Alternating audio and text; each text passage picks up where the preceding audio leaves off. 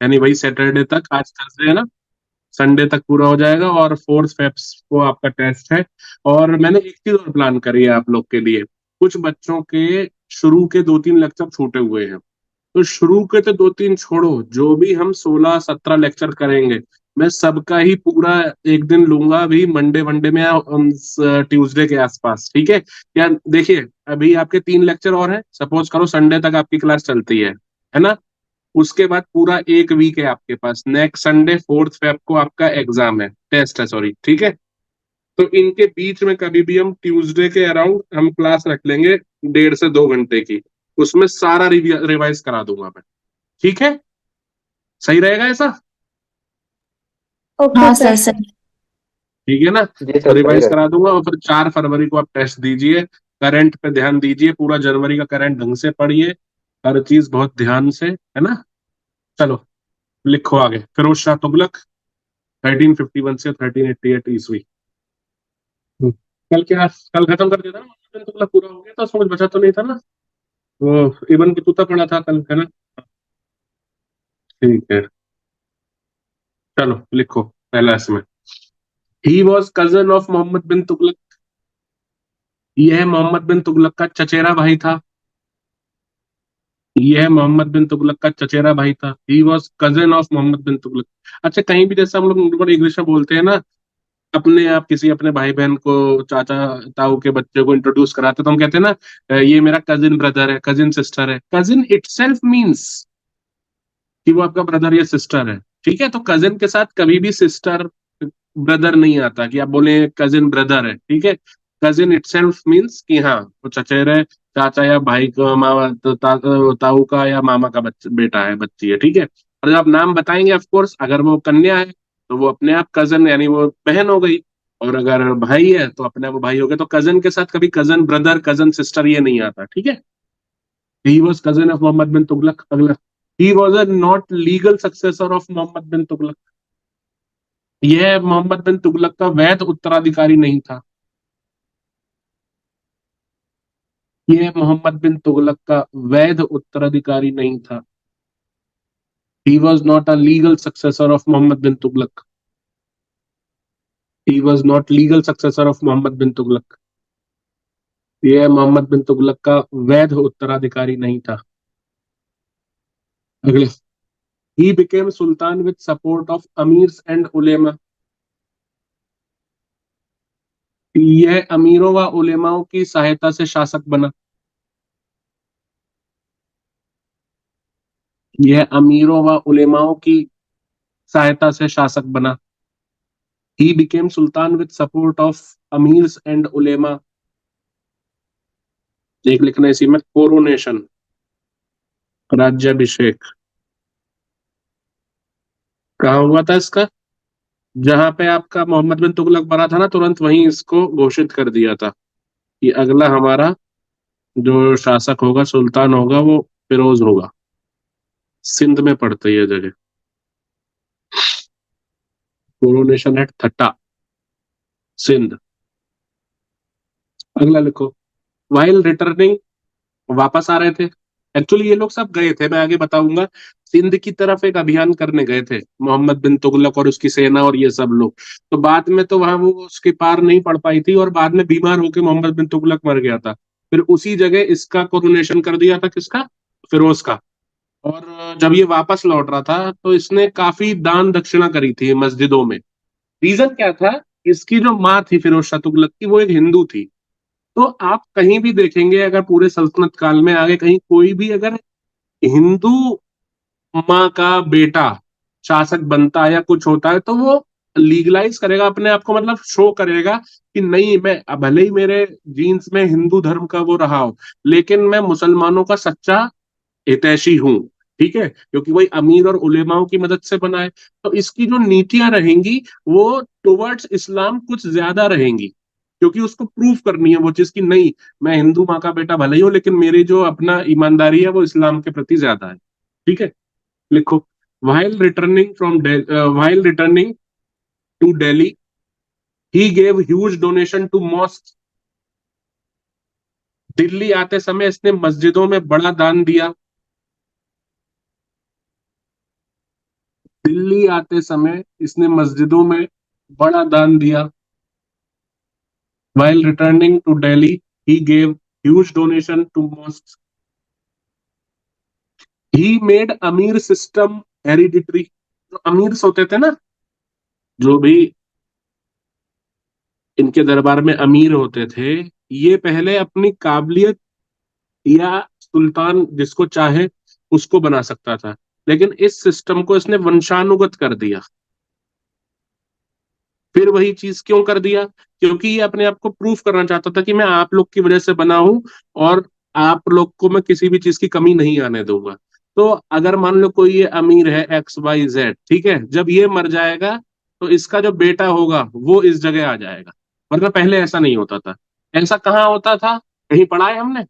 इल्तुतमिश के टाइम में इक्तादारी सिस्टम, उसमें होता था वंशानुगत, याद है? भूल गए?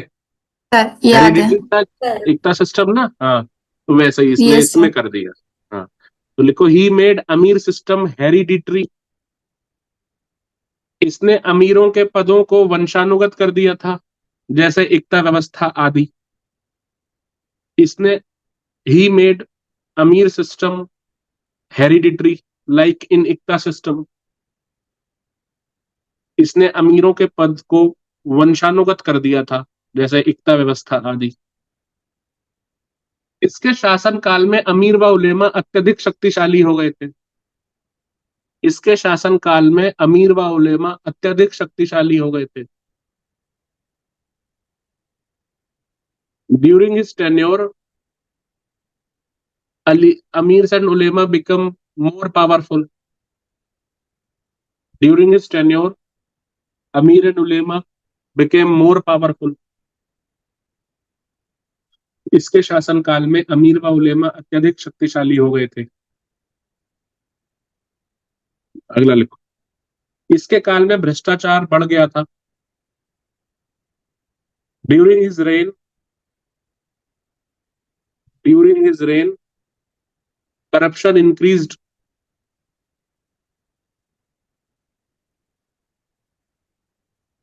During his rain corruption increased. इसके शासन काल में अमीर व उलेमा अत्यधिक शक्तिशाली हो गए थे। फिर क्या लिखा? इसके काल में भ्रष्टाचार बढ़ गया था। ये जो भ्रष्टाचार वाली बात है, इसको बॉक्स में बंद करके एरो लगा के लिखो। जैसे जो भी आपने सेंटेंस लिखा है ऐसे बंद करो और लिखो एरो लगा के। इसकी जानकारी इतिहासकार अफीफ देता है। This information is provided by historian Afif. इसकी जानकारी इतिहासकार अफीफ देता है। This information is provided by historian Afif. होता क्या था, अमीरों का और उलेमाओं का जब इनको पता चल गया कि हम कुछ भी करें, बिल्कुल अंधेर नगरी चौपड़ राजा वाला सीन है, हम जब मरेंगे या हम रिटायर होंगे हमारी औलादें ही आगे जाके इस पोस्ट पे आएंगी, तो इसमें भ्रष्टाचार और करप्शन अलग ही लेवल का हो गया। सपोज करो एक आदमी है, ठीक है, वो आया कि साहब मैं ये घोड़ा लाया हूं, मुझे ये घोड़ा अपना पास करवाना है। पास मतलब मैंने बताया था ना, जैसे दाग चेहरा सिस्टम था वो अलग था। अब आप कोई भी घोड़ा भी ले रहे हैं अपने, उसके लिए कल को फौज में जाएगा, तो उसका एक प्रॉपर एक प्रोसीजर है कि भाई घोड़ा प्रॉपर है, अच्छे से दौड़ रहा है, इसकी कितनी खुराक है, कैसे क्या। तो मान लो एग्जाम्पल, उसको घोड़ा पास कराना है, ठीक है, तो वो एक अधिकारी के पास गया, ठीक है, एक एक के ऊपर एक अधिकारी है, इस अधिकारी के पास गया कि साहब मुझे घोड़ा पास कराना है और इसका बताओ।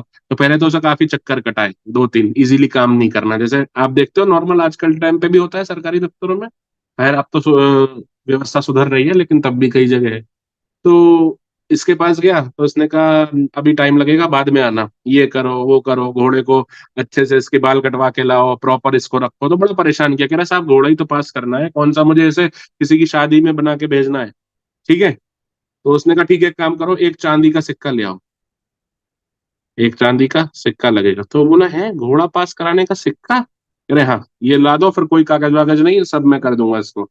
तो ये कह रहे नहीं ऐसा तो नहीं होता, ये तो गलत है, मैं आपके ऊपर शिकायत करूंगा। कह रहे ठीक है जाओ। ऊपर वाले के पास गया तो उसने कहा कि साहब नीचे वो एक चांदी का सिक्का मांग रहे हैं। अरे हाँ तो गलत क्या कह रहे हैं, तुम्हें जल्दी पास कराना है ना, ठीक है। ऐसे ही और ऊपर गया, वहां भी आई, वहां भी आई, वहां भी आई। अच्छा जो मैंने बताया था सबसे ऊपर कौन होता था इस डिपार्टमेंट का, बताओ क्या नाम था उसका? नहीं याद आ रहा, क्योंकि रिवाइज कर नहीं रहे हैं आप नवाब लोग। मुमलिकात। अमीर आखुर, मुमलिकत कहाँ से आ जाएगा यहाँ यार? अमीर आखुर भूल गए?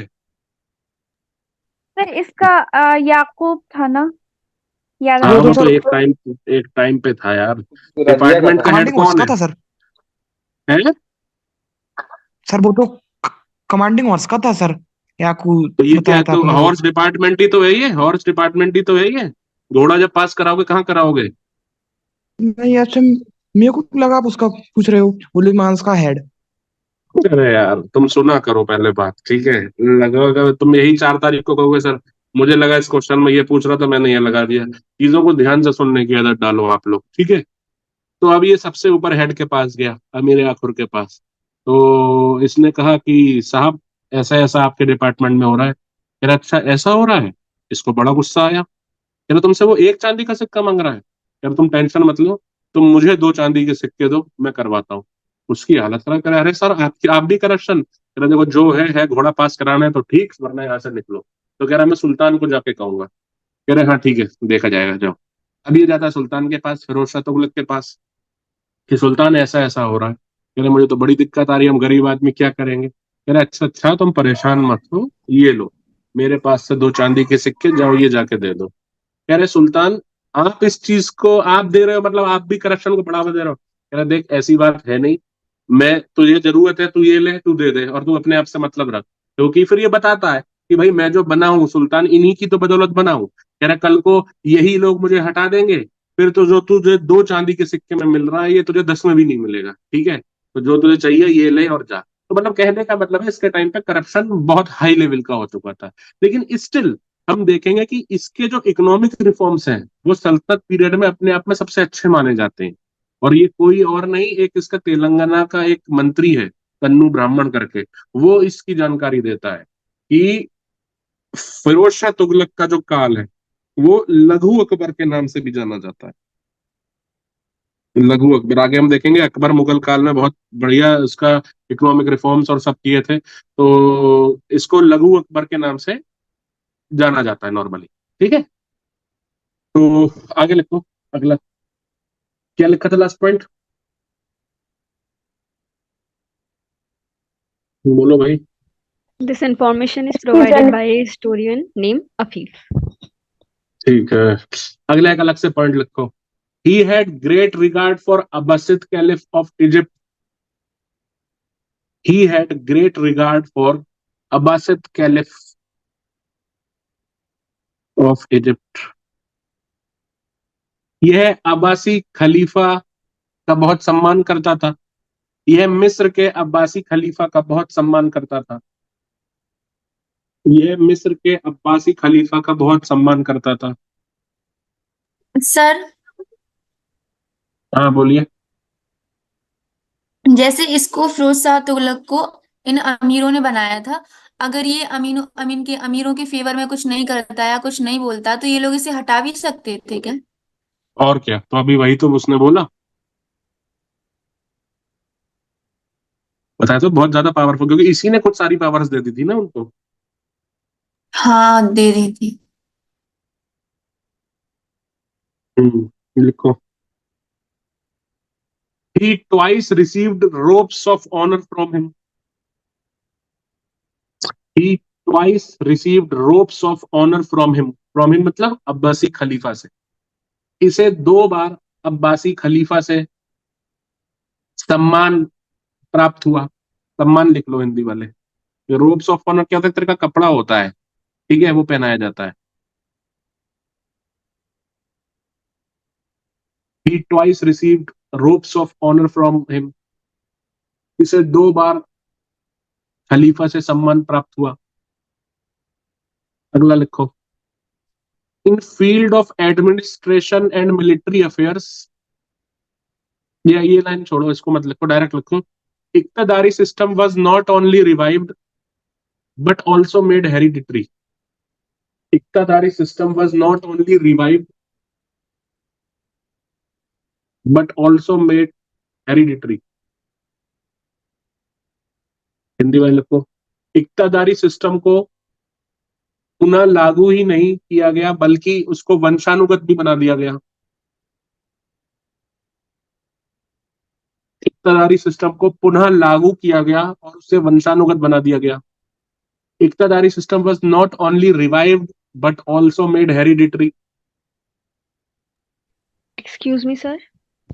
जी, सर ये इक्तदारी सिस्टम तो पहले से ही हेरिडिटरी था ना? इक्तादारी सिस्टम बीच में हटा दिया था ना, अलाउद्दीन ने हटा दिया था। हटा दिया था। हाँ मतलब जब ये लागू हुआ होगा तो मतलब अलग से ये चीज बताई गई कि ये हेरिडिटरी होगा। हाँ, इसने हेरिडिटरी कर दिया उसको। ठीक ठीक। मैंने ऊपर भी तो लिखवाया था, ही मेड अमीर system hereditary like इक्ता system.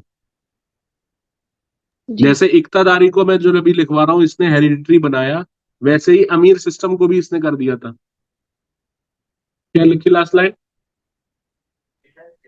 इक्तादारी system was not only revive but also hereditary वाला। मेड हेरिडिटरी, हाँ। अगले लिखो, soldiers were given land assignments. सैनिकों को भूमि का कार्यभार दिया गया। सैनिकों को भूमि का कार्यभार दिया गया। Soldiers were given land assignments and even their recruitment was made hereditary. और उनके भी, सैनिकों को भूमि का कार्यभार दिया गया और उनके पद को भी वंशानुगत बना दिया। अगली हेडिंग डालो, रिफॉर्म्स ऑफ फिरोज शाह तुगलक। फिरोज शाह तुगलक के सुधार।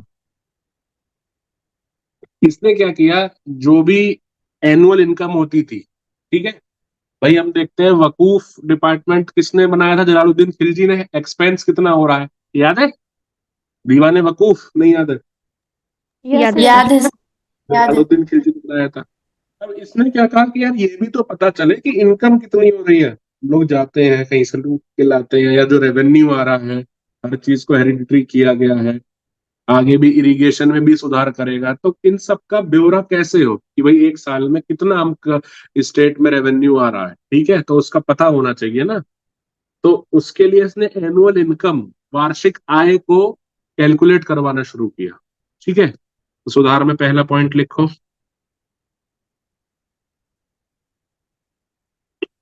Annual income accounting.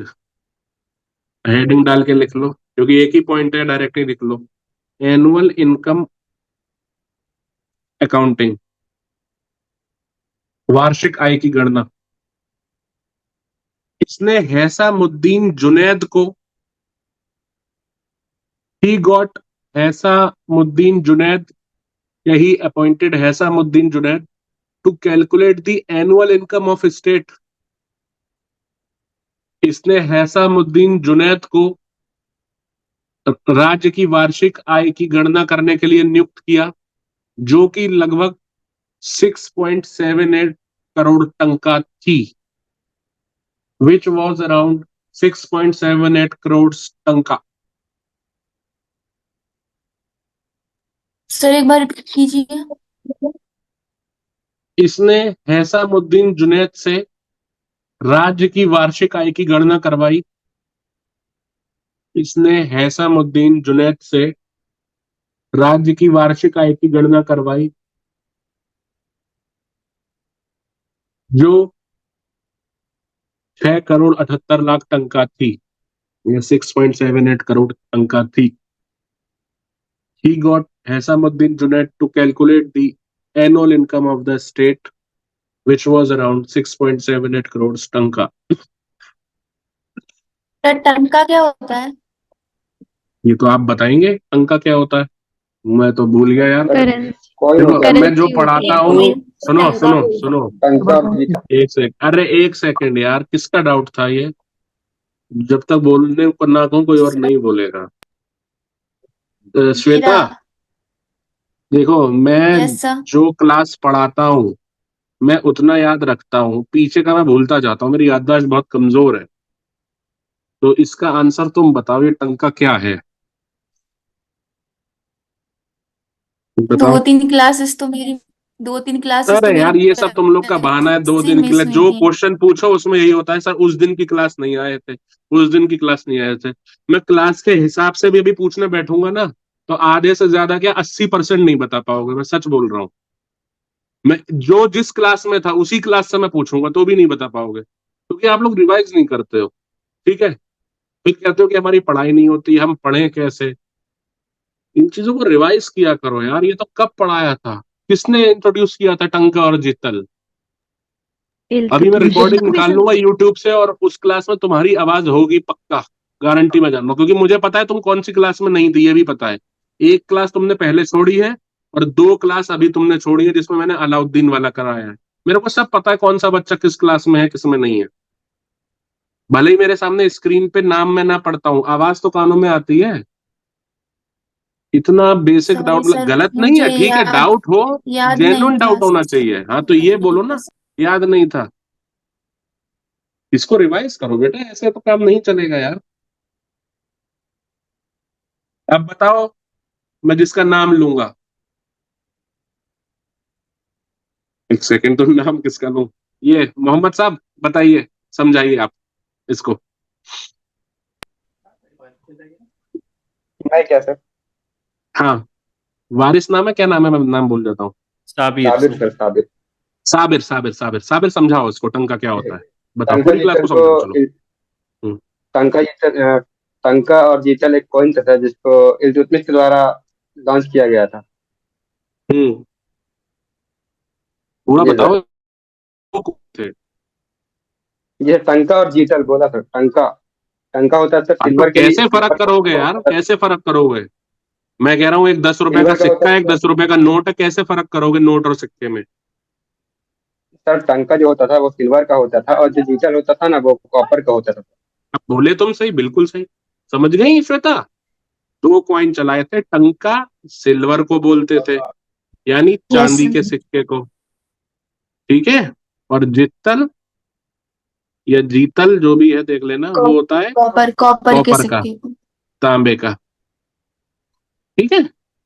तो six yes point sir. Seven eight crore taka का क्या मतलब हुआ, इतने चांदी के सिक्के इतने करोड़, ये स्टेट की 1 साल की इनकम थी। पल्ले पड़ गई बात, यस सर। भूलना मत अब, ठीक है। अगला लिखो, ओके। क्या यही पॉइंट लिखा ना? हाँ, अगला लिखो, अगला पॉइंट, ये पहला था एनुअल इनकम अकाउंटिंग, अगला लिखो। फिरोज ने 3 नए सिक्के चलाए। अब तुमने अभी तक 2 याद नहीं किए थे, अब तुम 5 याद करो, और 3 लिखवा रहा हूं मैं, लिखो। फिरोज ने 3 नए सिक्के चलाए। Firoz issued 3 new coins. Shashgani, adda, adda मत लिख लेना रोहित, ठीक है, आधा बोल लो इसको,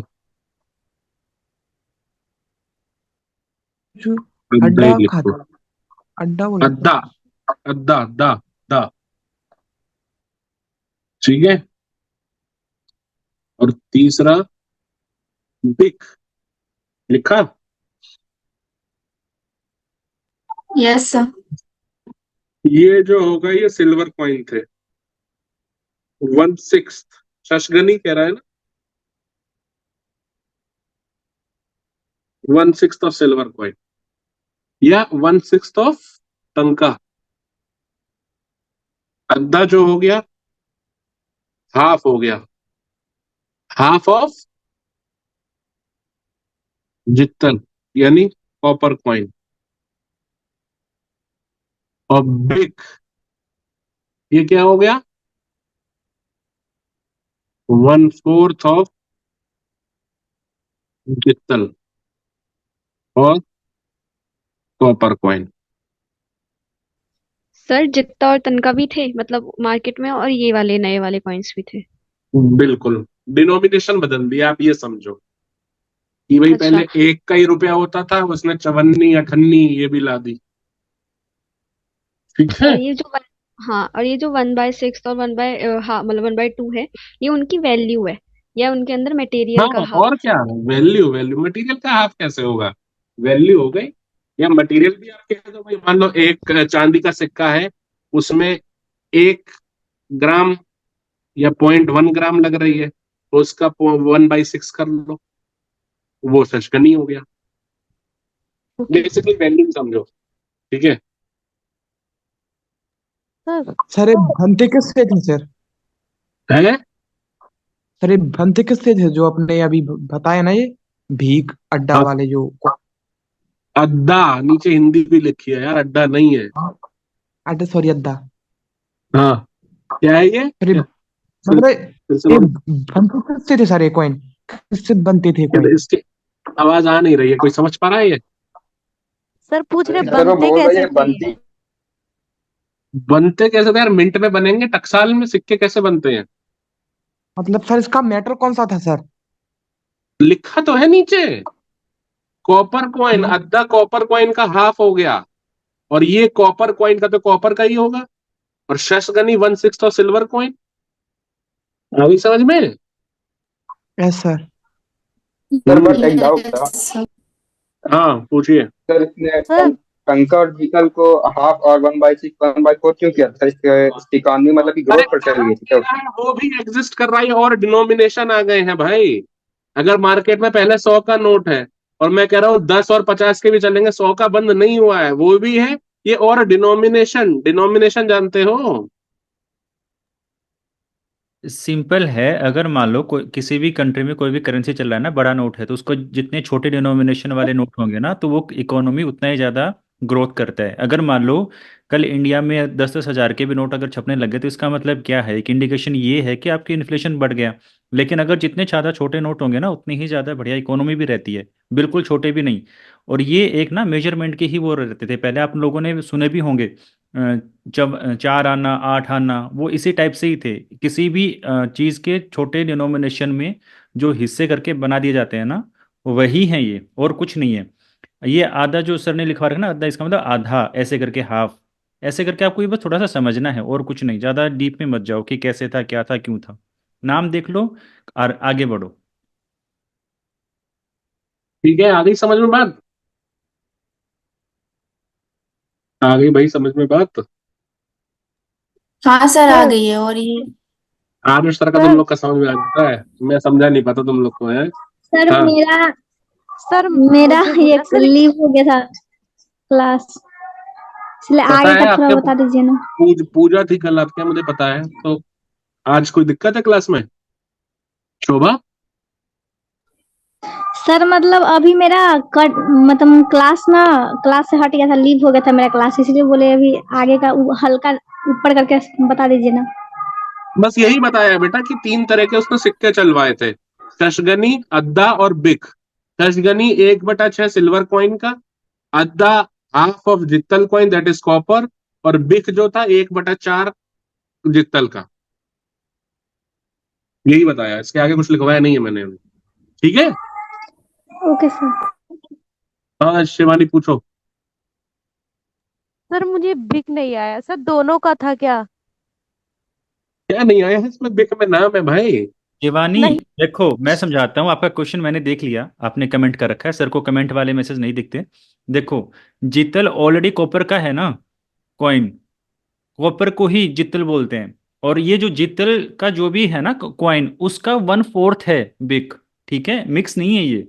आप ये सोच रहे हो कि कॉपर और जितल का मिक्स, भाई जितल ऑलरेडी कॉपर में है। अब समझ में आया Shivani? Yes sir, yes sir. Okay okay.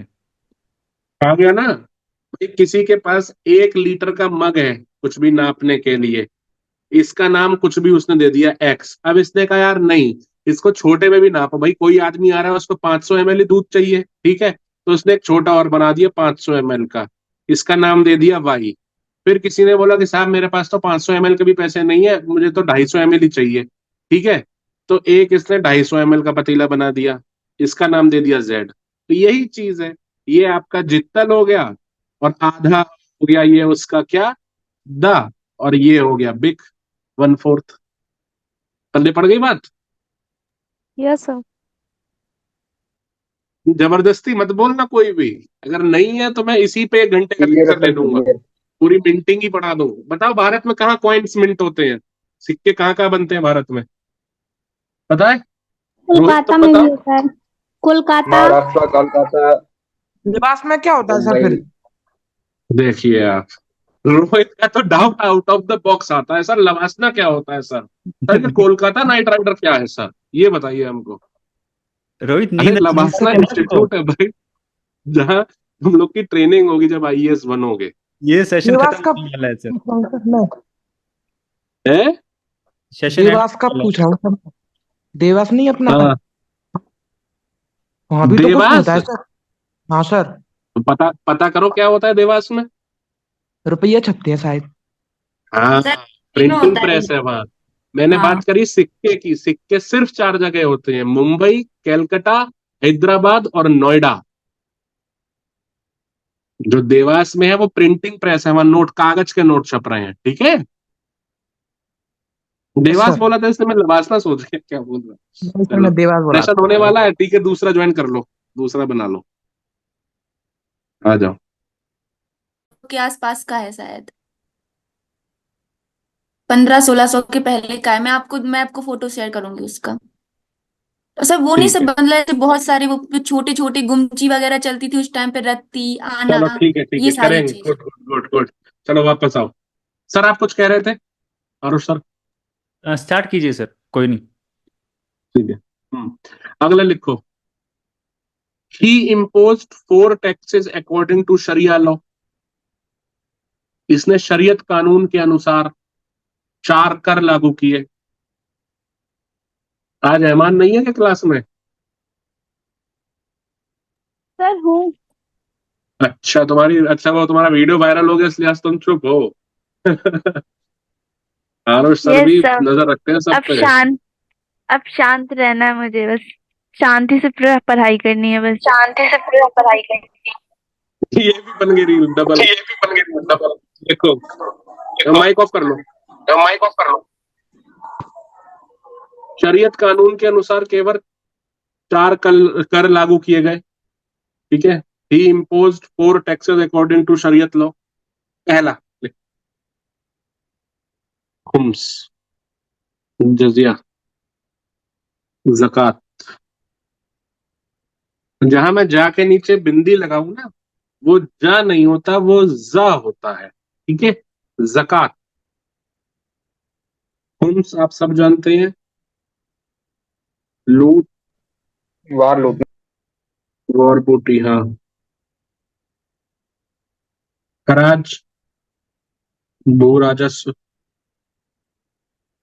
Land revenue. Jizya, tax on non Muslims, गैर मुस्लिमों पर लगने वाला कर। Zakat, 40th part of Muslims income.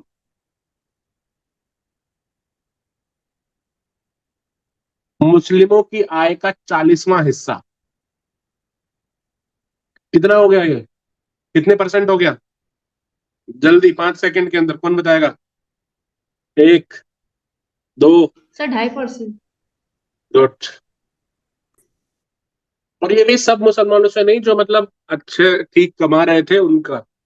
और मतलब इसका बेसिकली ये था कि आप जो मीडियोकर है या हाई क्लास है, जो अच्छा ठीक कमा ले रहे हैं, वो जो बिल्कुल निचले तबके के मुस्लिम्स हैं, उस इस 2.5% से उनकी वेलफेयर के लिए काम किया जाता था, ठीक है। तो 4 कर क्या हो गए?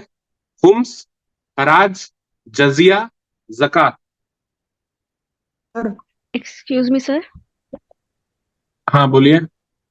सर मेरे दो क्वेश्चन हैं। एक तो ये शरीयत लॉ के बारे में आप थोड़ा एलेबोरेट कर दीजिए कि ये क्या चीज थी, और दूसरी एक पॉलिटी में, क्वेश्चन है कि ये अच्छा पॉलिटी में अच्छा। इलेबोरेट करेंगे, हाँ ये वरना चलो ये चीज चलो बहुत ठीक। लंबी हो जाएगी। करेंगे इसको, शरीयत को भी बताएंगे पॉलिटी में। अच्छा। हाँ अगला। पर हाँ, अगला ये था कि जो खुम्स पे मतलब वॉर बूटी पे जो टैक्स था, मतलब जो टैक्स लोग लेके आ रहे हैं, मतलब जो आर्मी लेके आ रही है उस आर्मी पे टैक्स लगा रहे हैं ये, हाँ हाँ हाँ। तो उसका तो कुछ 80 पार्ट 20 ऑलरेडी ले करवाया रहे था, हैं ना। 20-80 कराया था। अच्छा अच्छा, मतलब जो वो पार्ट वो ले रहे हैं वही टैक्स है उसका। हाँ हाँ हाँ, वो एक तरह का टैक्स ही है, और क्या। मतलब जरूरी नहीं कि परसेंटेज है उसमें, मतलब एक पार्ट उसका, आप उसे परसेंटेज में कह लो या कुछ भी। भाई आज भी तो हम्म। यही हो रहा है कि आप, आदमी कुछ कमा रहा है, मान लो किसी की 10 लाख से ऊपर की इनकम है, वो महीने साल का कमा रहा है मान लो 40 लाख, ठीक है, तो उसका 30%, उसका एक इतना भाग आप सरकार को देंगे। ठीक है। हाँ जी सर। हाँ रोहित बोलो। इसको सर अपन हिंदू को भी लिख सकते हैं, टैक्स। किसको? जो अपना तजिया वाला है ना, इसको हिंदू टैक्स लिख सकते हैं। मैंने क्या लिखवाया है? Non Muslims. हाँ, अगर हिंदू लिख दोगे तो पारसियों पे क्या लगाओगे? बुद्ध पे क्या लगाओगे? जैनियों पे क्या लगाओगे? बताओ। वो भी सही बात है। बस इसीलिए। ठीक है, अगला लिखो, नेक्स्ट पॉइंट। ये हो गया, अब अगला फ्रेश पॉइंट लिखो। इसने लगभग 23 प्रकार के करों को समाप्त किया। जल्दी जल्दी लिखो यार, तुम लोग 1 घंटा होने वाला है, कुछ भी नहीं हुआ है। इसने लगभग 23 प्रकार के करों को समाप्त किया। He abolished approximately 23 types of taxes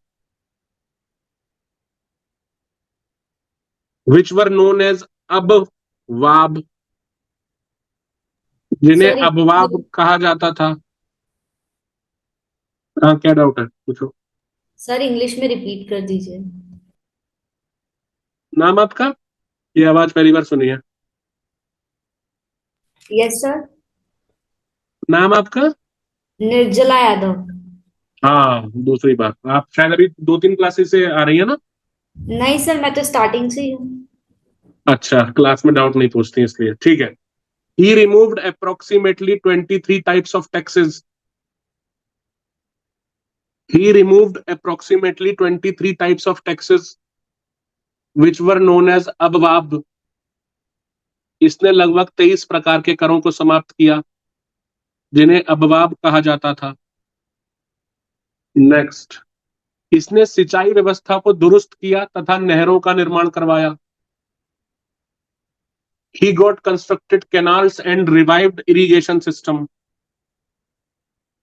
He got constructed canals and revived irrigation system. इसने सिंचाई व्यवस्था को दुरुस्त किया तथा नहरों का निर्माण करवाया। वैसे तो काफी नहरों का करवाया था, 2 मेजर हैं, उनके नाम लिख लो। एक तो राजा वही या राजा वाहिनी, दूसरी उलूक खानी। अब जब इसके किसी मिनिस्टर ने समझाया कि साहब इतना सब आपने किया है हर तरफ, तो वैसे तो उसने 23 तरह के टैक्स हटाए भी थे, अब आप जिनको कहा जाता था, लेकिन जब ये इतना काम हो रहा है, इरिगेशन पे काम हो रहा है, कैनाल्स बनवाई जा रही हैं, तो इससे ऑफकोर्स प्रोडक्शन बढ़ेगा, सब कुछ होगा। तो इसने एक इरिगेशन टैक्स लगा दिया था, सिर्फ ये एक इसने न्यू इंट्रोड्यूस किया। ठीक है, आगे लिखो। He imposed an irrigation tax named haq e shrub. हक, या कहीं कहीं आपको हाबे शर्ब भी मिलेगा। हक या हाबे शर्ब। इसने हके शर्ब या हाबे शर्ब नामक सिंचाई कर लागू किया। He imposed an irrigation tax named haq e sharb या हाबे शर्ब। इसने हके शर्ब नामक सिंचाई कर लागू किया। अगला लिखो जल्दी। इसने शहरीकरण पर जोर दिया। ही एम्फेसाइज्ड ऑन अर्बनाइजेशन। तो क्या बोला अभी आपने, रिपीट कीजिए थोड़ा। ही एम्फेसाइज्ड ऑन अर्बनाइजेशन। इसने शहरीकरण पर जोर दिया। इसने शहरीकरण पर जोर दिया। ही एम्फेसाइज्ड ऑन अर्बनाइजेशन। आगे लिखो, इसी में आगे लिखना। ही इस्टेब्लिश्ड अप्रोक्सीमेटली 300 सिटीज। इसने लगभग 300 शहरों की स्थापना की। इसने लगभग 300 शहरों की स्थापना की। ही इस्टेब्लिश्ड अप्रोक्सीमेटली 300 सिटीज। अब कुछ इसके प्रमुख शहरों के हम नाम लिखेंगे, ठीक है। प्रमुख शहरों के नाम, मेजर सिटीज। पहला लिखो, फिरोज शाह कोटला। नाम सुना है फिरोज शाह कोटला का किसी ने? क्रिकेट कौन कौन यस देखता है यहाँ? Yes sir. Yes yes sir. Sir, Delhi में है। Yes sir. दिल्ली में है? क्या नाम है इस स्टेडियम का? सर फिरोज शाह कोटला ही है। अभी भी यही है, पक्का? Yes sir. अच्छा, मुझे तो अरुण बस जेटली स्टेडियम पता है कि बदल दिया इसका नाम मोदी जी ने। चेक करना तुम लोग जाके। फिरोजाबाद।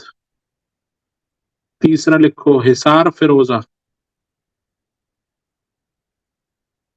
ये मॉडर्न डे जिसको हिसार कहते हैं, हरियाणा में। इसने सब कुछ अपने ही नाम पर किया है। क्या लगता है तुमको? तो यही ठीक है। लगता है, उसी का नाम है। ठीक है, तुम्हारी बात सुन ली इसने। अगला लिखो फतेहाबाद।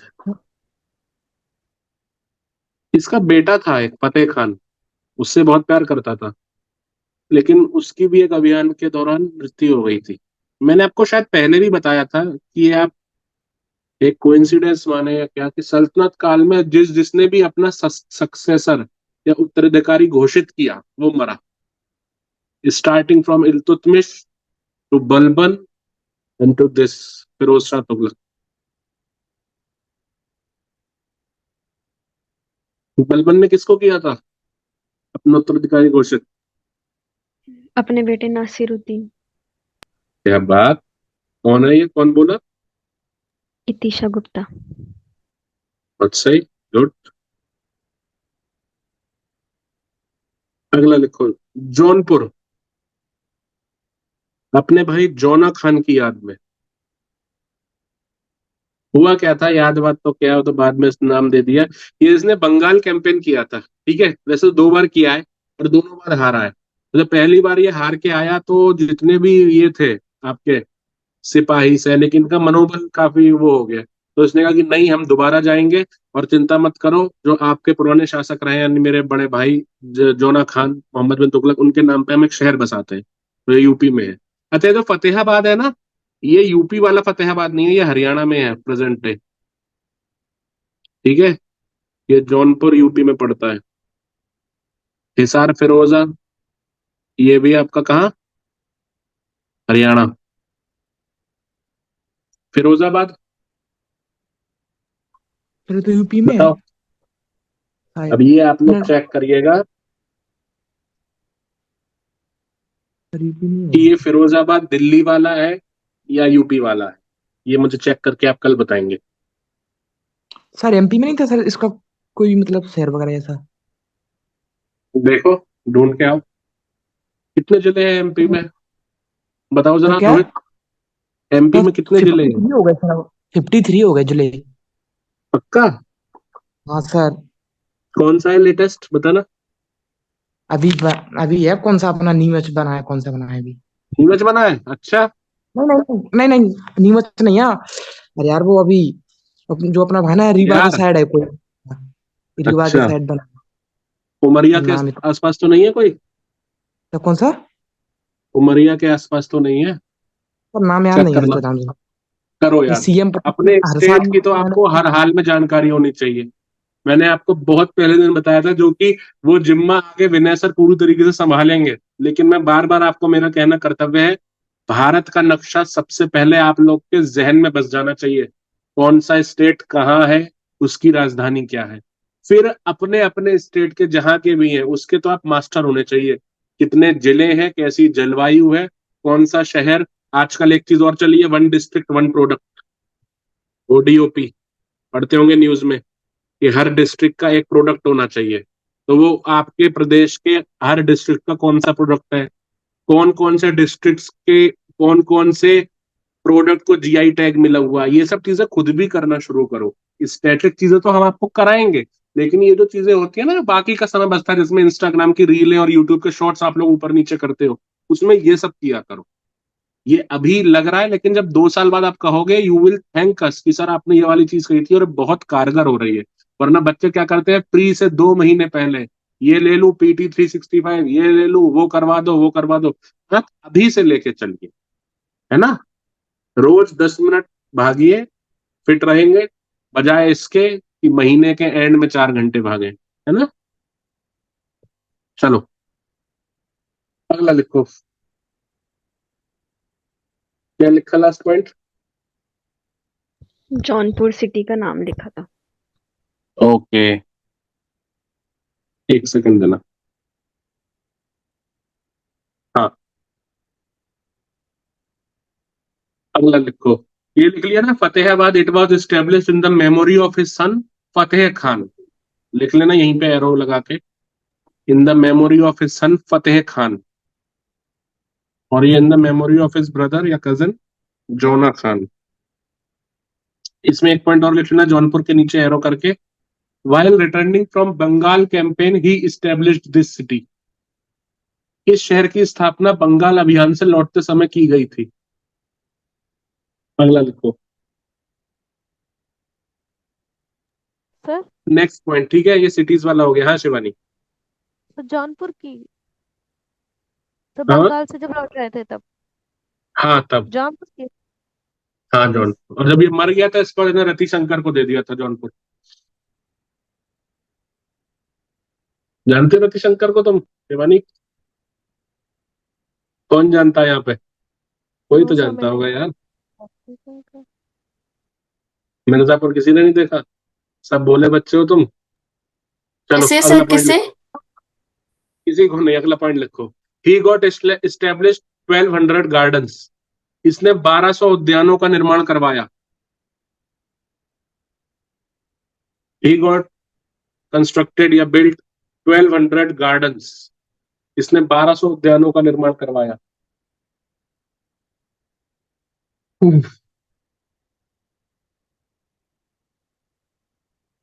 अगला पॉइंट स्टार लगा के, ही इस्टेब्लिश्ड फ्यू डिपार्टमेंट्स। इसने कुछ विभागों की स्थापना की। ही इस्टेब्लिश्ड फ्यू डिपार्टमेंट्स, इसने कुछ विभागों की स्थापना की। लिखना। हाँ, दीवाने इश्तियाक दूसरा लिखो। ये आपने आज भी सुना होगा, आज के टाइम भी। दारुल शफा या शिफा? सर दारू शिफा जो हॉस्पिटल का नाम था क्या? हाँ बिल्कुल करेक्ट। नाम नहीं था बेटा, ये डिपार्टमेंट था और इसका मतलब ही यही होता है। शिफा मतलब क्या होता है? दवाई ना। ये शिफा आप ले लीजिए तो आप ठीक हो जाएंगे। दारुल शफा हॉस्पिटल्स खुलवाए थे इसने। और ये आज तक भी आप देखेंगे ये टर्म यूज होता है, हर शहरों में होता है ना। यस सर, वहां पे इजराइल में है अभी वहीं पे। तुम इसराइल कब गई थी वैसे? नहीं सर, मैंने सुना था न्यूज पे अटैक अरे हुआ यार था मैं गाजी। बोल रहा हूँ तुम लोग के शहरों में होगा, तुम इसराइल पहुंचे। इसराइल में भी होगा, दुनिया में भी होंगे। मैं तो बोल रहा हूँ आपके शहर में भी होगा, जाके देखना। दारुल शफा। खैरात माने क्या होता है? दान देना सर। सर हम्म, दान दान होता दे। है। सही है। सागर तुम बुरा तो नहीं मान रहे, मैं तुम्हारा नाम गलत ले गया था शुरू में? इसको सर क्या बोल? साबिर, मैं वारिस बोल गया था। वारसी है ना सरनेम? नहीं सर कोई दिक्कत नहीं, बुरा नहीं, किस बात अक्सर का। लोग बुरा मान जाते हैं अगर नाम गलत ले दो। तो मुझे तो अभी आरुष सर ने पूरा उसका स्क्रीनशॉट भेजा, तो मैं वही देख रहा था कौन कौन है ऑनलाइन, क्योंकि मेरे सामने नहीं रहता ना। अरशद वारसी वाला वारसी है, सही है। सर गुड मैं गुड बोलूं? गुड। कौन? एमान? सर एमन। नहीं सर, हाँ एमान बोलिए। नहीं, इट्स एमन। एमन लड़के का नाम होता है, आप लोग सब मुझे लड़का बना दोगे एमान बोल बोल के। सर अच्छा आरुष सर, ठीक है। विनय सर, आप सब एमान बोलते हैं, एमन होता है। नाम में क्या रखा है यार, इंसान अपने काम से जाना जाता है। नहीं नहीं सर सर, मेरा मेरा वही तो ये कहना है मानना सर, है। आपको एमन। जो बुलाना है और क्या। सर, आपको जो हाँ बुलाना है बोलो, आपको क्या बुला सकते हैं सर। क्या डाउट है? देखो मैंने बोला ना, कोई बुरा ना मान जाए। देखो एकदम लड़कियां ज्यादा बुरा मान जाती हैं अगर नाम गलत ले दो, तो मैंने देखा है ये। हाँ बताओ क्या डाउट है बेटा? पूछो पूछो, डाउट क्या है? क्लियर है सर 100%। हाँ तो लिखो, दीवाने इश्तियाक ये पेंशन डिपार्टमेंट था। ठीक है, पेंशन विभाग। पेंशन विभाग डिपार्टमेंट लिख लेना नीचे। दारुल शफा हॉस्पिटल, चिकित्सालय। चिकित्सालय के लिए कोई एक और वर्ड बताएगा हिंदी में मुझे? हिंदी मीडियम वालों, तो इंग्लिश वालों को भी पता होना चाहिए। महाराष्ट्र गए हो आप लोग कभी? मुंबई गए, कोई घूमा है? सर मैं औरंगाबाद गई हूँ। बताओ फिर चिकित्सालय के लिए एक और वर्ड। महाराष्ट्र में बहुत शुद्ध हिंदी अस्पताल। यूज होती है। अरे नहीं यार, औषधालय। अस्पताल होता तो थोड़ी पूछता ना। सर दवाखाना बताओ। मैंने देखा है। रुग्णालय। अब देखिएगा, मुंबई जाइएगा तो ये बिल्कुल शुद्ध हिंदी मिलेगी आपको, रुग्णालय। चलो, ये हो गया आपका स्लेव्स डिपार्टमेंट, गुलाम। आगे डिपार्टमेंट खुद लिख लेना तुम लोग, स्लेव्स डिपार्टमेंट, गुलाम। गुलामों का अलग डिपार्टमेंट किया था, और उसने लगभग 2.25 लाख के करीब गुलाम इसने भर्ती किए। और बाद में हम देखेंगे दिल्ली सल्तनत के पतन का कारण भी ये गुलाम ही रहेंगे, है ना। दीवाने खैरात, दान विभाग, डोनेशन डिपार्टमेंट। सर जो ये बंदगान है, दीवान क्या बोल रहे हैं, स्लेव वाला, उसमें वो हम्म। एजुकेशन दिया जाता था क्या इसको, स्लेव को? नहीं नहीं, एजुकेशन क्यों दिया, दास है, अब दासों क्यों पढ़ाना। बस डिपार्टमेंट बनाया सबको प्रॉपर प्रॉपर कि भाई तुम ये हो, तुम ये वाला काम करोगे, तुम ये, इसमें फिर गुट बन गए थे सबके अलग, अभी बताऊंगा। लिखो, अगला पॉइंट बताता हूँ। लिखो, ये लिख लिया, फिर इसमें आगे नोट करके स्टार्ट करके लिखना। फिरोज के पास 1,80,000 दास थे। Firoz had 1.8 lakh slaves. Firoz had 1.8 lakh slaves, and they became the cause of decline of Tughlaqs. और यही तुगलक वंश के पतन का कारण बने। ये सर पॉइंट आपकी में आवाज नोट कट रही है, प्लीज रिपीट। फिर से लिखो। Firoz had 1.8 lakhs, 1,80,000 slaves. Firoz के पास 1,80,000 दास थे, और कालांतर में यही दास तुगलक वंश के पतन का कारण बने। And later these slaves became cause of decline of Tughlaqs. आ रही है अभी आवाज? जी सर सर मैं एक बात पूछूं आपसे? क्लास से रिलेटेड है, नहीं है तो बाद में पूछना। सर क्लास से रिलेटेड है। हाँ पूछिए। सर जैसे एक बार मैंने आरुष सर से क्वेश्चन पूछा था, तो वो कह रहे थे कि बेटा जिस चीज की जो अच्छी चीजें होती हैं वो बुरी चीजें भी होती हैं, मतलब गुड इफेक्ट और बैड इफेक्ट भी होते हैं। तो सर जैसे ये गुलाम है, तो हम एक तरीके से देखते हैं तो ये गुलाम बहुत बुरी चीज होती है कि मतलब लोगों को गुलाम बना के बेच देते हैं, मतलब जानवरों की तरह सलूक करते हैं। तो क्या इसकी कोई अच्छी भी बात थी क्या उस टाइम पे, या सिर्फ बुरी ही बात थी कि गुलाम नहीं होना चाहिए था, गुलाम प्रथा ही गलत थी? सोचो। सर सोच लिया, इसीलिए तो फिर पूछा आपसे। और सोचो, तो मुझे भी सोचने दो। ठीक है तो तब तक अगला तो पॉइंट ठीक है लिखो। सर, फिर आप ये चीज मैं कल प्रॉपर क्लियर एक कर आंसर देना। दूंगा ना इसका, मैं एकदम से कोई चीज नहीं बोलता। तो ठीक है सर, आप भी सोचिए, मैं भी सोचूंगी, कल आप बता देना। ठीक है, अगला लिखो। नोट में ही लिखना है, हाँ। हुआ क्या था, जो ये क्या लिखा था, लास्ट पॉइंट पढ़ना। फिरोज ये had फिरोज 1.8 lakh slaves. हाँ, Later these slaves became हुआ था कैसे भाई, जो अमीर और उलेमा होते थे, ठीक है, जैसे कितने भी हैं, ये हमेशा डबल डिजिट में होते थे कि भाई 10 हो गए, 20 हो गए, 40 आदि तो 40 हो गए, या मैक्सिमम कभी हो गया तो 100, 110 हो गए, ठीक है। लेकिन यहाँ गुलाम हो गए 1,80,000। कितने हो गए? और इन्होंने भी अपने गैंग्स बना लिए थे, कहीं 40,000 एक तरफ है, 15,000 एक तरफ है, 35,000 एक तरफ है। तो हुआ क्या, धीरे धीरे ये भी अपने आप में थोड़े थोड़े पावरफुल होने शुरू हो गए। और मान लो जैसे हम देखेंगे, जब फिरोज शाह तुगलक की डेथ हो जाएगी तो आगे चल के इन्हीं में से मान लो कोई आया, इनको कोई अमीर या कोई भी एक आदमी पसंद है, तो ये लेके एकदम पहुंचेंगे कि भैया इसको सुल्तान बनाओ, ठीक है। और उसने कोई ढंग के काम नहीं किया तो उसको हटा दिया। उधर से इनमें आपस में चलता था कि भाई अब जो हटेगा अब हमारा वाला बंदा बनेगा।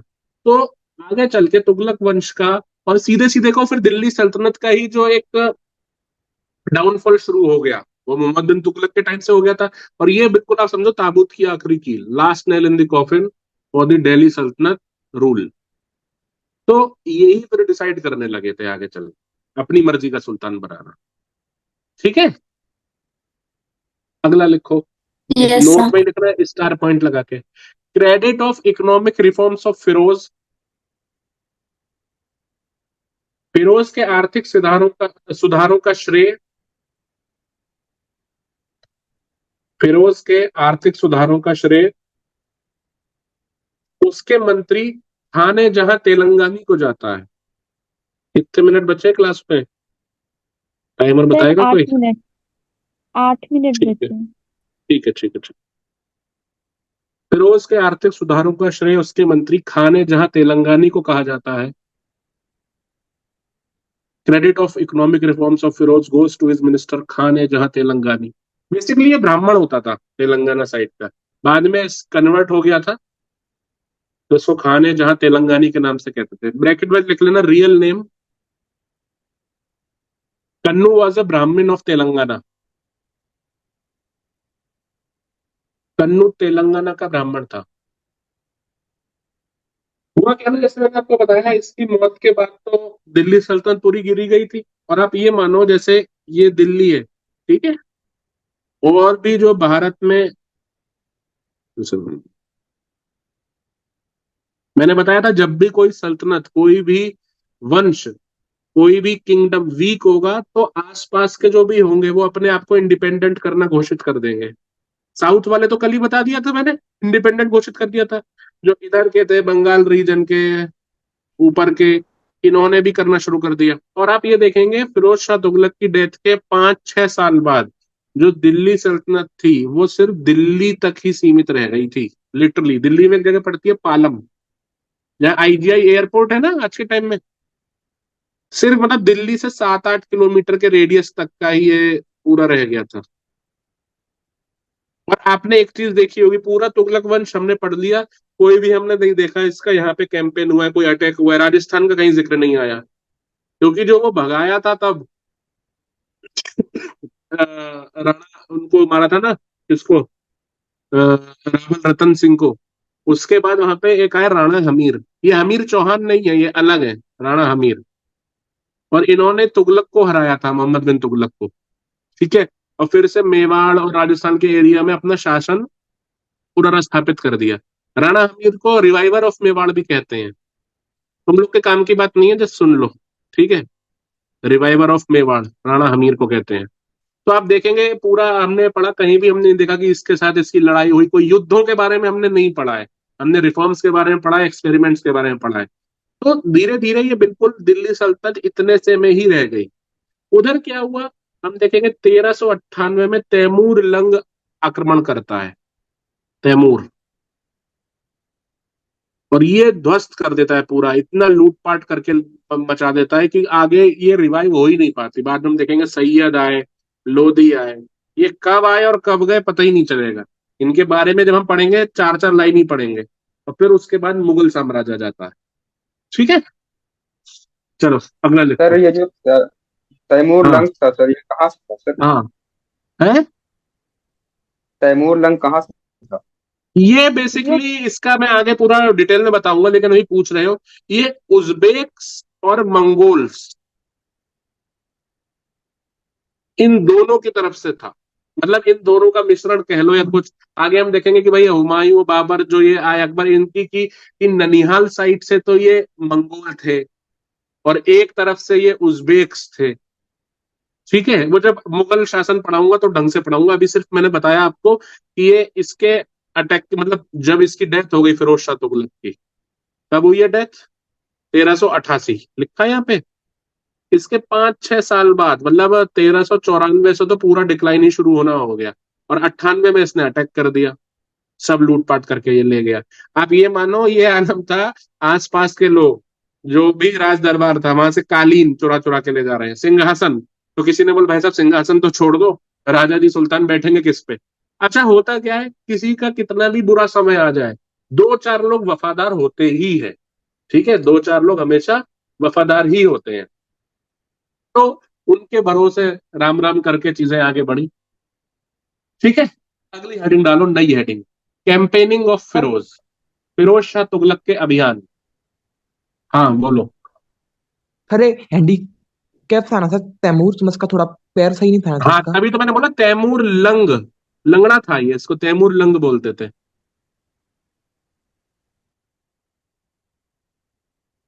चलो लिखो फिरोज शाह तुगलक के अभियान, campaign of FST. Sir 1 minute है।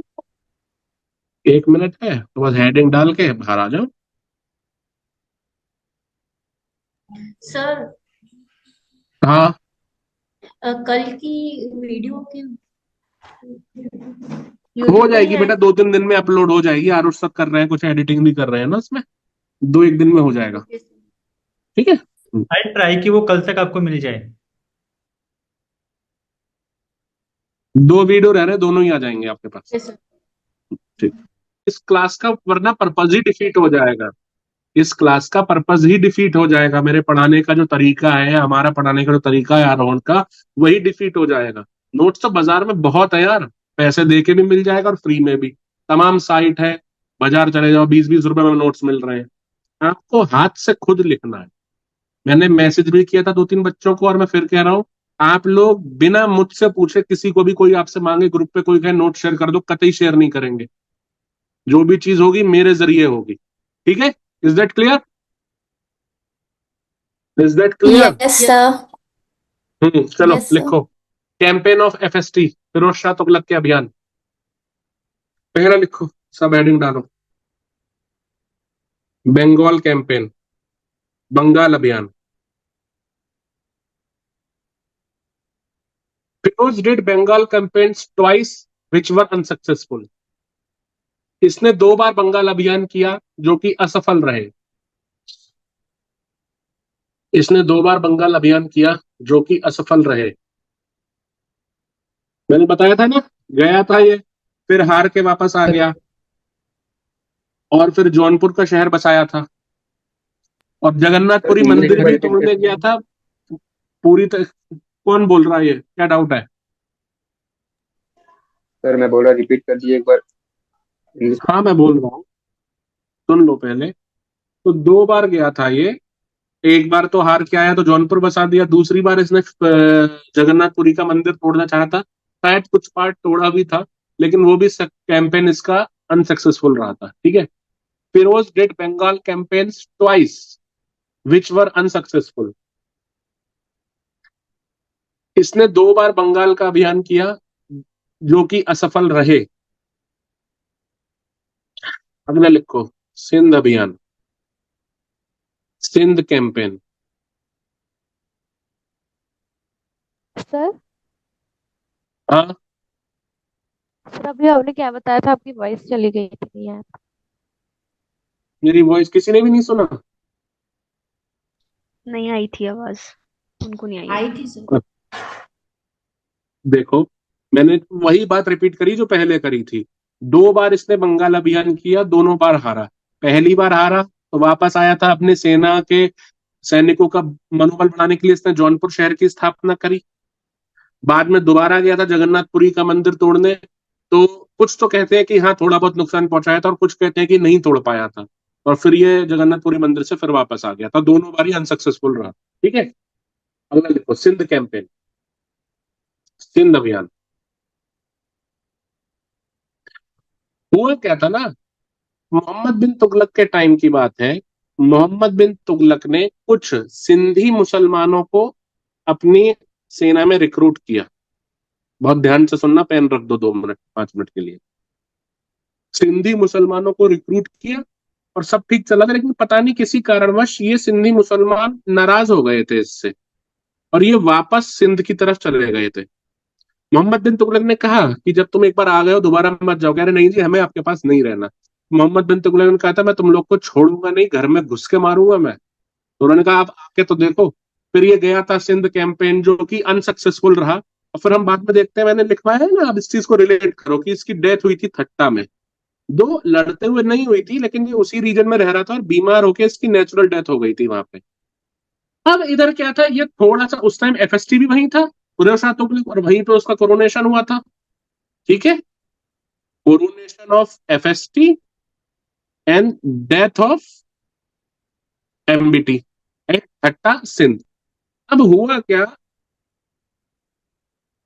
फिरोज शाह तुगलक के मन में था कि यार इनको तो नहीं छोड़ना। कह रहे बंगाल से हार के आए हैं और भी कुछ हमने नहीं किया, लेकिन ये अपने भाई का तो बदला लेना है, वरना तो लोग कहते रह जाएंगे कि भाई इसने जौनपुर नाम का शहर तो बसा दिया, वो सिर्फ दिखावा है। क्या है वो दिखावा? कह रहे हम सिंध पे चढ़ाई करेंगे। कई लोगों ने हमें समझाया, अरे छोड़ो अभी तो हार के आए हो, वैसे ही इतनी वो किल्लत है सबकी।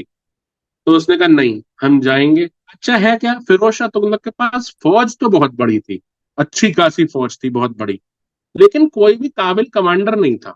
जैसे हम देखते हैं अलाउद्दीन के कैंपेन क्यों सफल रहे, उसके पास जफर खान, नुसरत खान और कौन कौन थे, नाम बताओ।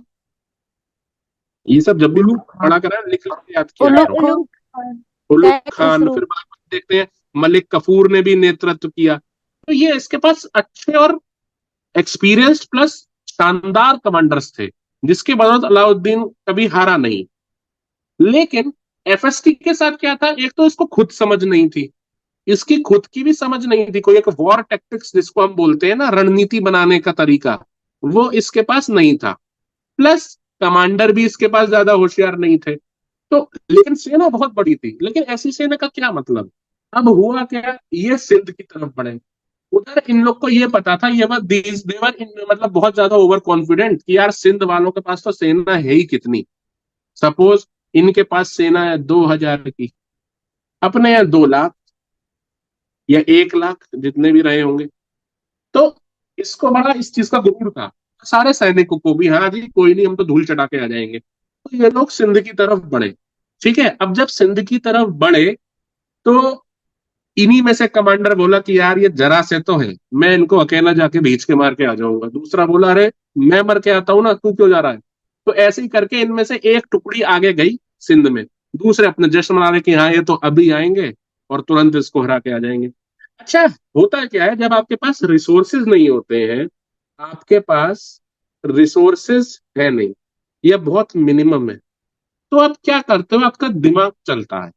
जैसे हम कहा जाता है, दो जनरलाइज स्टेटमेंट नहीं है लेकिन हम अधिकतर देखते हैं, एक इंग्लिश की प्रोवर्ब है, चाहो तो लिख लेना, adversity is the best school of discipline. Adversity means अभाव, गरीबी कह लो, अभाव ज्यादा अच्छा वर्ड है। अभाव में ना आदमी एक डिसिप्लिन ज्यादा हो जाता है। जो ज्यादा ऐशो आराम में रहता है उसको एक कंफर्ट जोन मिल जाता है। ठीक है, कि भाई अपने एसी चल रहा है, लेटे हैं, टीवी चल रहा है, रूम हीटर चल रहा है। ठीक है, लेकिन जो बच्चा या कोई भी इंसान जो अभाव में रहता है, एक तो वो बहुत ज्यादा डिसिप्लिन्ड होगा। ठीक है, समय से अपना उठना, समय से नहाना धोना, खाना खाना, मेहनत करना, जो भी। तो ये इंग्लिश की बहुत अच्छी प्रोवर्ब है, आप लोग कभी भी ऐसे में यूज कर सकते हैं कि अभाव डिसिप्लिन बहुत अच्छा होता है अभाव में, यानी adversity is the best school of discipline. तो अब इन जो ये सिंध के लोग हैं, सिंधी मुसलमान, इनके पास रिसोर्सेस तो है नहीं, तो ये क्या करेंगे, इनका जो ब्रेन है, दिमाग है, वो ज्यादा चलेगा। टैक्टिक्स, स्ट्रेटजाइज चीजों को अच्छे से करेंगे, रणनीतियां बहुत अच्छे से बनाएंगे ये। ठीक है, तो ये भी अंदर कुछ करे, आनंद दो यार, 1 लाख है 2 लाख है, कोई नहीं हम 2000 भी देख लेंगे। अच्छा, इधर ये ज्यादा ही ओवर कॉन्फिडेंस, इन्होंने अपनी एक ही टुकड़ी भेजी।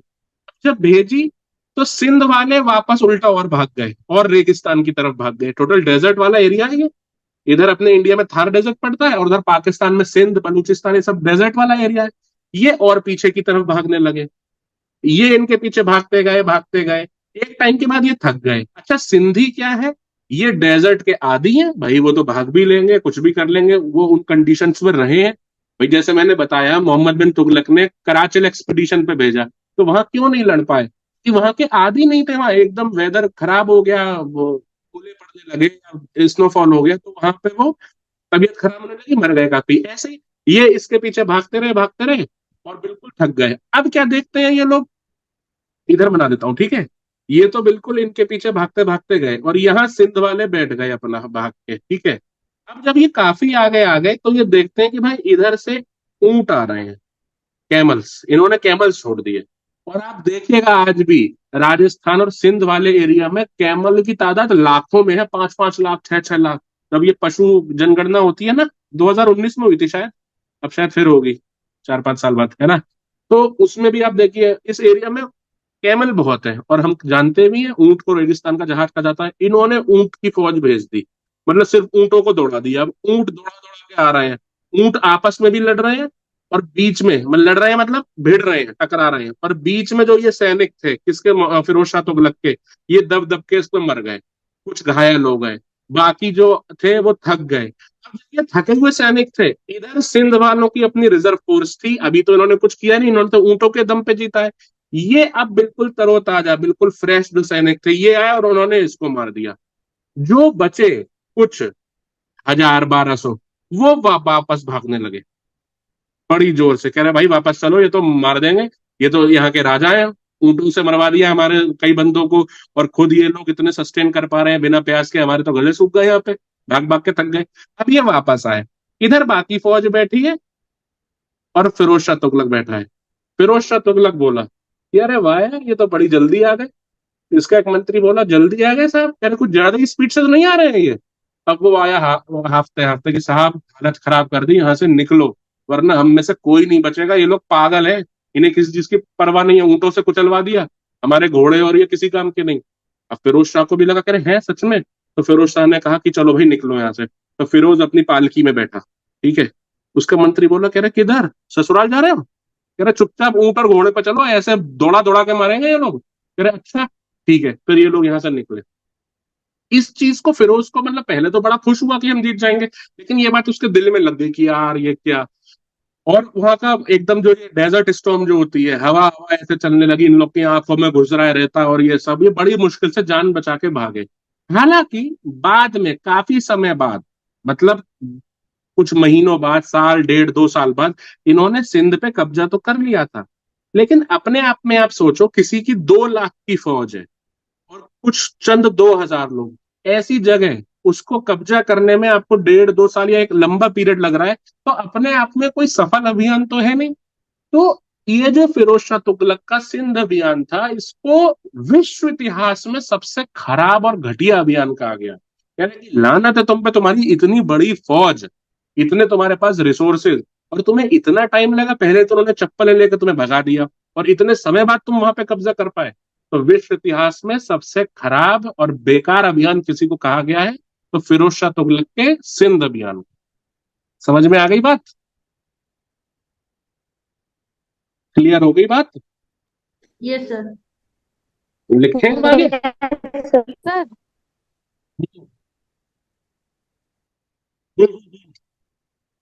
बोलो शिवानी। सर जो ये सिंध मुसलमान थे तो क्या ये इन्हीं की दरबार में थे?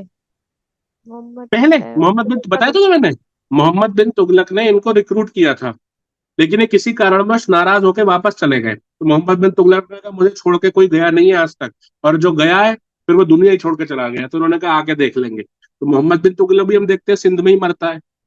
इसने भी काफी कोशिश करी थी लेकिन पार नहीं पा पाया था, क्योंकि वहां की कंडीशंस अलग है, टोपोग्राफी अलग है, जियोग्राफिकल लोकेशंस ऐसी ऐसी हैं कि मतलब वहां पे लड़ना कठिन है, आप अभ्यस्त नहीं है उस चीज के लिए। ठीक है, चलो सिंध कैंपेन हेडिंग डालेगी, लिखो इसमें Firoz did one Sindh campaign. Firoz ने एक बार सिंध अभियान किया। सिंध अभियान को विश्व इतिहास में अत्यंत कुव्यवस्थित अभियान कहा जाता है। खराब लिख लेना ब्रैकेट में। सिंध अभियान को विश्व इतिहास में अत्यंत कुव्यवस्थित या खराब अभियान कहा जाता है। Sindh campaign is considered the worst campaign in world history. Sindh campaign is considered as worst campaign in world history। Sindh अभियान को विश्व इतिहास में अत्यंत कुव्यवस्थित या खराब अभियान कहा जाता है। ठीक है, लाइन खींचो, अगली हेडिंग डालो, कंट्रीब्यूशन इन लिटरेचर, साहित्य में योगदान।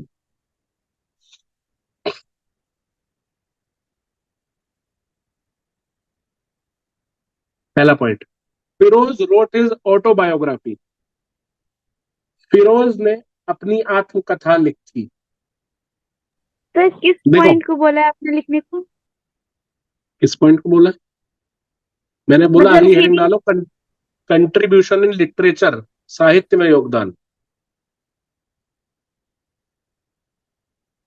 देखो मान लो कोई एक बंदा है, बहुत पर्सनैलिटी है बढ़िया, इसके बारे में कोई किताब लिखता है इसके जीवनी के ऊपर, तो वो तो कही जाती है बायोग्राफी। ठीक है, या कहते हैं जीवनी हिंदी में। और अगर यही बंदा खुद अपने बारे में लिख रहा है तो उसे कहते हैं autobiography,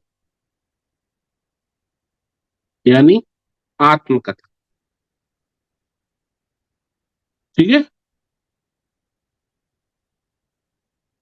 Firoz wrote his autobiography, नाम लिखो। फुतूहत फिरोज शाही, हमें ऐसे टेबल बनाना, यहाँ लिखना फिरोज के समकालीन विद्वान, contemporary scholars of Firoz Shah Tughlaq, Firoz Shah Tughlaq के समकालीन विद्वान। अब समकालीन कह रहा हूं मतलब ये उस टाइम के हैं, और जरूरी नहीं है कि इसके कोर्ट हिस्टोरियंस हो, जरूरी नहीं है कि इसके दरबारी विद्वान हो। जब मैं लिखवाऊंगा कोर्ट स्कॉलर मतलब वो दरबारी विद्वान है, और ये समकालीन है कि आसपास कहीं ये थे और इन्होंने इसके बारे में लिखा। ठीक है,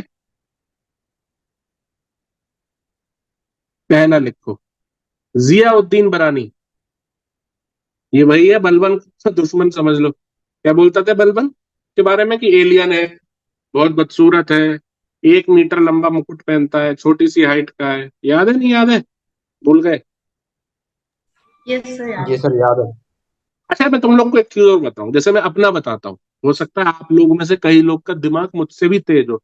दिमाग और नॉलेज में फर्क है। नॉलेज तो ओवर द पीरियड है, ये एक होता है बुद्धि, विजडम। होता क्या है, कुछ लोग तो होते हैं भाई एक बार पढ़ते हैं और याद हो जाता है। ईश्वर चंद्र विद्यासागर के टाइम में मतलब एक कहते थे, एक कवि की कल्पना थी, नॉट एग्जैक्ट, कि वो जब पढ़ते थे, नॉट एग्जैक्टली लिटरली वो ऐसा करते थे, कहते थे जैसे उन्होंने पढ़ा किताब और उसका पेज फाड़ दिया, फिर अगला पढ़ा फाड़ दिया, तो लोगों ने पूछा भाई आप ऐसा क्यों करते हैं, कह रहे मुझे याद हो गया, आप पूछो कुछ भी।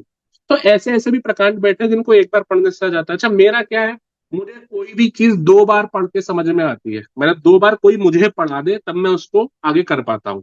तो इसीलिए कई चीज ऐसी होगी कि आप भूल रहे होंगे। तो वैसे तो मैं रिवीजन क्लास कराऊंगा, लेकिन जैसे आपको कुछ नहीं समझ में आ रहा है, लिंक नहीं कर पा रहे हैं, तो यूट्यूब पे जो लेक्चर्स है आप उनको दोबारा 1.5 1.75 पे देख सकते हैं। ठीक है ना, तो उससे चीजें और क्लियर हो जाएंगी। ठीक है, इसकी किताब का नाम लिखो,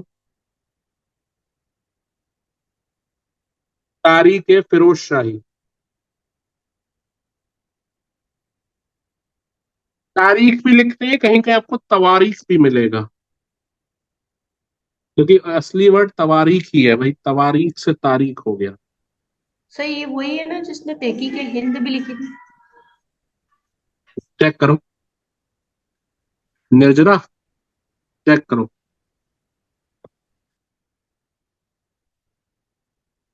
यही है या वो है, खुद सोचो, खुद दिमाग सर लगाओ, तहकीक। अरे एक मिनट यार, दूसरा बंदा मत बोला करो। मुझे पता है सर सबको बहुत नॉलेज है, जब तक बोलूं ना बीच में कोई नहीं बोलेगा, बहुत गलत आदत है। जब 1 to 1 किसी से कम्युनिकेशन चल रहा है तो लेट इट बी। आपका डाउट आया तहकीक हिंद, तहकीक हिंद किस सन की किताब है, पहले तो आप ये सोचिए। अगर आपको हिस्टोरियन नहीं भी याद है कोई बात नहीं, एक मोटा मोटा अंदाजा है वो किस दौर की किताब है तहकीक हिंद,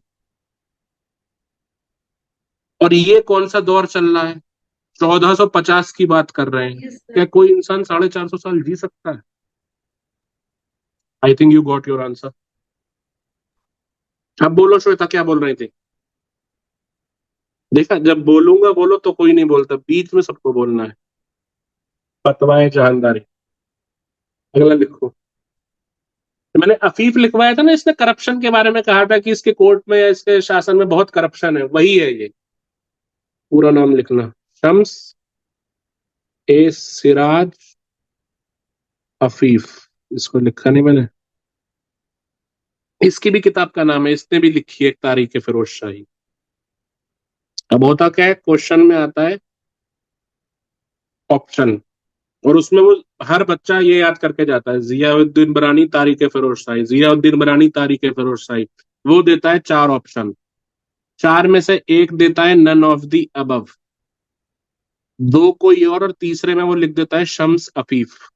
अब बच्चा देखता नहीं है, अगर जियाउद्दीन बरानी नहीं है, नन ऑफ द अबव लगा दिया, तो फिर -1 हो जाता है। ठीक है, तो तारीख फिरोज शाही शम्स सिराज अफीफ ने भी लिखी है, एक अलग किताब है। जैसे अकबरनामा किसने लिखी है, बताएगा कोई? जिसको बिल्कुल नहीं पता परेशान मत हो, लेकिन कईयों को हो सकता है पता हो, कोई बहुत कॉमन बुक है। किसने लिखी है अकबरनामा? अबुल फजल। सर अबुल हाँ, फजल ने। और किसने लिखी है? यही चीज। अबुल फजल सबको याद है, वो नहीं देगा ऑप्शन, वो ऑप्शन में देगा फैजी। अबुल फजल का भाई होता था एक फैजी। अकबर के 9 दरबारी में से, नवरत्न में से फैजी भी था। फैजी ने भी एक अकबरनामा लिखी। ठीक है, तो इस चीज का ध्यान रखेंगे, क्वेश्चन को बहुत ढंग से पढ़ेंगे, और ये आदत 4 फरवरी से आपकी शुरू होगी। ठीक है। तीसरा लिखना अज्ञात। नाम नहीं पता ये किताब किसने लिखी है। किताब का नाम है सीरत फिरोज शाही। सीरत माने क्या होता है? सर सर उसका सी- व्यवहार। हाँ, अखलाक कैसा है उसका। कहते हैं ना कि इंसान की सूरत पे मत जाओ, सीरत पे जाओ। तो इसका चरित्र कैसा है, व्यवहारिक जीवन कैसा है, उसके बारे में एक किताब। इसी किताब में लिख लेना ऐसे बना के, information about canals is found in it. इसमें नहरों की जानकारी मिलती है। इसमें नहरों की जानकारी मिलती है। Information about canals found in it. अगला लिखो, अब्दुल मलिक। ये छोड़ो, इसको बाद में लिखवाऊंगा, जब मैं सारी बुक्स लिखवाऊंगा ना तब लिखवाता हूँ उसको, छोड़ो अभी। बंद कर दो टेबल। अगली हेडिंग डालो, sir religious policies of Firoz Shah Tughlaq. हाँ बोलो। सर थोड़ा सा स्लाइड नीचे कर दीजिए। एक मिनट। अगली हेडिंग डालो, religious policies of Firoz Shah Tughlaq. Firoz Shah Tughlaq की धार्मिक नीतियां। 5-6 पॉइंट लिखो, उसके बाद कल पढ़ेंगे। लिखो पहला point, Firoz mother was Hindu, apostrophe ऐसे फिरोज के बाद। फिरोज की माँ एक हिंदू थी। Firoz apostrophes mother was Hindu. अगला, he imposed jizya on Brahmins for the first time. इसने ब्राह्मणों पर भी जजिया लगाया, या इसके काल में पहली बार ब्राह्मणों पर जजिया लगाया गया। During his reign for the first time jizya tax was imposed on Brahmins. अगला लिखो, he treated Hindus as second grade citizens. यह हिंदुओं को दूसरे दर्जे का समझता था। He treated Hindus as second grade citizens. कहते हैं कि एक ब्राह्मण आया इसके दरबार में, और उसने कुरान के बारे में 2-4 सवाल पूछ लिए कि अगर ऐसा है तो कुरान में कहाँ लिखा है, या ये क्यों है वो। तो इसने उसको जिंदा जलवा दिया था, क्योंकि इसको अपनी लॉयल्टी प्रूफ करनी थी इस्लाम की तरफ। क्योंकि अगर ये उसका साथ देता तो कहीं ना कहीं एक इसके चरित्र पे क्वेश्चन बन जाता कि यार अच्छा तेरी माँ हिंदू थी इसलिए तू इसका साथ दे रहा है। फिर अमीर और उलेमा, आप जानते हो, उसी की मदद से बना। तो इसलिए he treated Hindus as second grade citizens. ये हिंदुओं को दूसरे दर्जे का समझता था। अगला, he got destroyed Puri's Jagannath temple. He got destroyed Puri's Jagannath temple.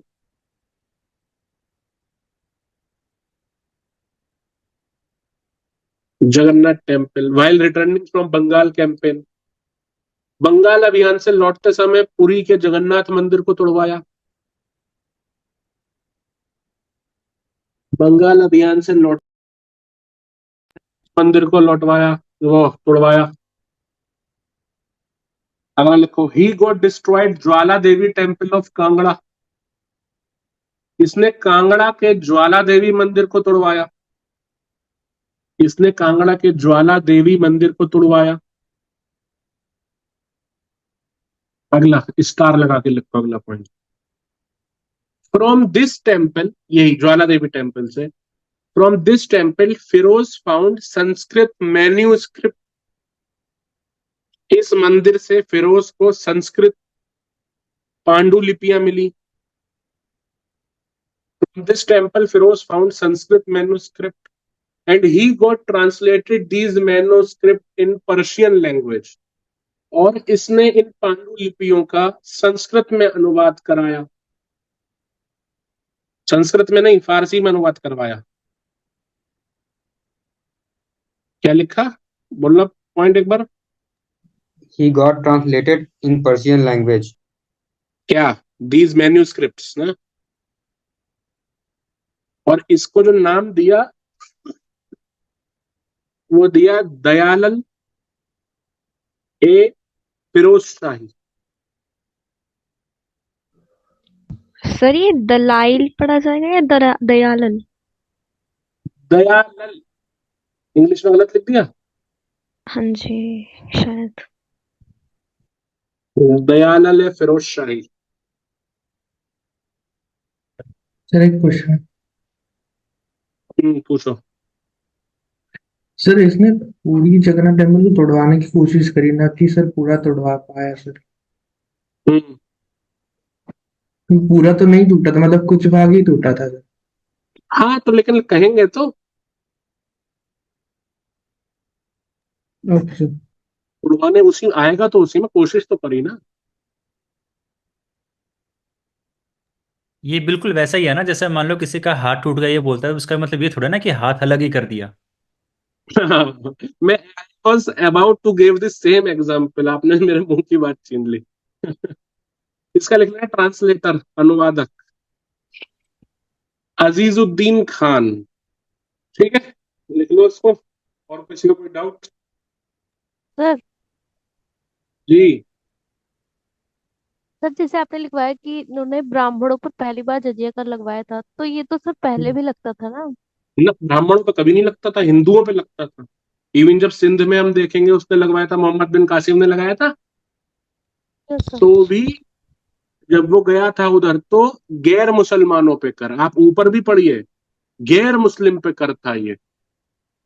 इसने ब्राह्मणों पे भी लगवाया। ठीक है, ब्राह्मणों को माना था भाई एलिट क्लास है, ठीक है, पूजा पाठ पंडित जी हैं अपने, इनको बख्श दो। इसने नहीं किया। फिर भाई क्यों नहीं किया? क्योंकि इसको ये शो करना था मैं तो प्रो मुस्लिम हूं, भले ही मेरी माँ हिंदू थी, उससे मतलब नहीं। तो इसकी जो सारी नीतियां होंगी वो एक दिखावे की तरफ ही ज्यादा होंगी, एक्सट्रीम पे, कि नहीं मैं तो मुस्लिम प्रेमी ज्यादा हूं इसलिए। ठीक है। Yes sir. ठीक है श्वेता, तुम्हें जो डाउट था तुम मुझे उस पे वॉइस नोट भेज देना, क्या नाम है, टेलीग्राम पे, जो भी दिक्कत है। और श्वेता क्लास में नहीं है, तुम लोग के सर मैसेज है, पढ़ो यार, उसका तुम्हें माइक मैसेज ऑन बहुत नहीं हो रहा करते हो। है। कोई बात नहीं, बाकी मैंने जब सारे आके देखा है कई बच्चे शिकायत कर सर रहे हैं ये कि सर एक्स्ट्रा आप सेशन पढ़ाते कब हैं और होगा? बच्चे बातें करते हैं। क्या चल रहा है भाई यहाँ? नेटवर्क एरर हो रहा है। चलो ठीक है, okay, sir thank you. Extra class कब होगी? भाई यार ये तो एक बात के पीछे पड़ गया यार तुम विशाल। आज चौथी बार मैं बता रहा हूँ कि जब कोर्स कंप्लीट हो जाएगा तो मैं बताऊंगा। और क्लास के शुरू में भी मैंने बोला, रुको अभी तुम्हें दिखाता हूँ मैं। तुम एक चीज के यार पीछे पड़ जाते हो, मैंने ये देखा है विशाल, क्योंकि तुम नहीं ध्यान सर, क्लास में आज नहीं देते। रुको स्टार्टिंग मैं में बता रहा वो हूँ, नहीं एक था मिनट ना, रुको। दिक्कत हो मैंने रही यहाँ थी। लिखा भी था कि मैंने, ठीक है नहीं थे क्लास में तो आप सुन लीजिए, पांचवी बार और बता रहा हूं मैं। जब ये कोर्स कंप्लीट हो जाएगा तो सोमवार या मंगलवार के दिन मैं पूरी मैराथन एक कराऊंगा, पूरा रिवाइज, जिनके 2 लेक्चर 3 छूटे हैं उनका भी, और पूरा तुगलक तक का पूरा रिवाइज करा दूंगा मैं। और ये बात मैंने पहले भी 3 4 बार कही है, आरुष सर ने भी कहा है कि एक बार कोर्स कंप्लीट हो जाए उसके बाद रिवाइज कराएंगे। रोज एक ही डाउट लेके आ जाते हो यार तुम, थोड़ा चीजों को सुना करो। ठीक है चलो, बाय।